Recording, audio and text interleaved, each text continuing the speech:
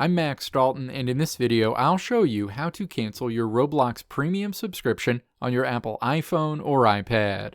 Step 1. Open the Settings app on your iPhone or iPad. Step 2. Tap the area featuring your profile picture at the top of this menu. The Apple account menu opens. Step 3.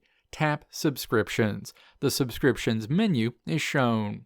Step 4. Find your Roblox Premium subscription in this list and then tap Roblox. The next screen shows information associated with your Roblox Premium subscription.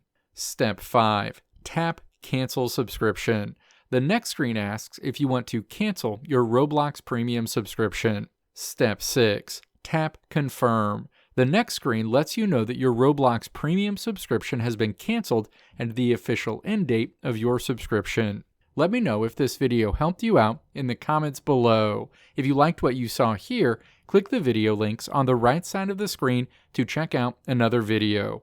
Or click the logo on the left side of the screen to check out my tutorial website at www.maxdalton.how.